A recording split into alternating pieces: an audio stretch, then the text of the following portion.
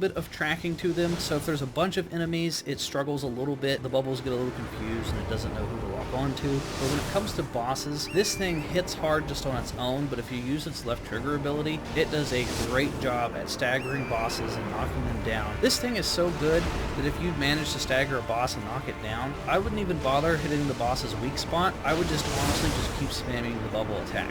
And in this video, I'm actually going to put it up at S tier, because I think it's just an easy weapon. It does high damage, anyone can use it, takes little to no skill, and it's just really good.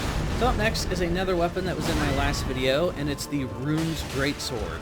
Now in my previous video I ranked it C tier, but earlier this week they had a huge update that completely changed the meta of all the different weapons. They had a huge buff to colossal swords and colossal weapons. Their attack speed has been increased. They lowered the recovery time for when you're swinging, so now it's easier to get back to your original stance after you do a big swing. They increased the two-handed attack damage for all colossal swords and colossal weapons, and they increased the physical block rate and guard boost for the colossal swords and colossal weapons, the great swords, great hammers, great axes, spears, and halberds.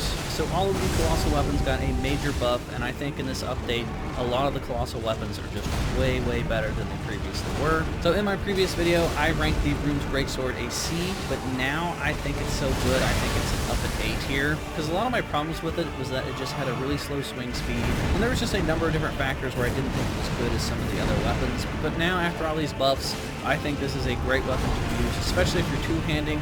It can block a lot of damage, and honestly two-handing this weapon is better than a lot of small shields and even medium shields. And it works as basically a shield and a sword all in one. It has a crazy powerful left trigger ability, and I think it just all around got improved across the board. It was a pretty good weapon before the patch, but now it's even better, so that's why I'm putting it up at A tier. So next up on the list is the Grafted Blade. Now the Grafted Blade was also in my previous video. I think I put it at B or C tier, and this is a pretty good weapon. It received all of the colossal weapon buffs, so now you can swing this weapon even faster, and specifically to the Grafted Blade itself, it got a damage boost. Now this is one of the few weapons that specifically got a damage boost, so this weapon in particular is even stronger than before. It's one of the better colossal weapons in the game, and its left trigger ability gives you a +5 buff to all of your stats across the board. So that's really handy to activate before you go into any sort of encounter. It works really well in tandem with other weapons. Maybe you want to activate that buff and then switch to a different weapon. There are tons of different opportunities that you can do with this weapon, and it's all around just a better weapon now. Those buffs really helped it out, and now I'm going to put it up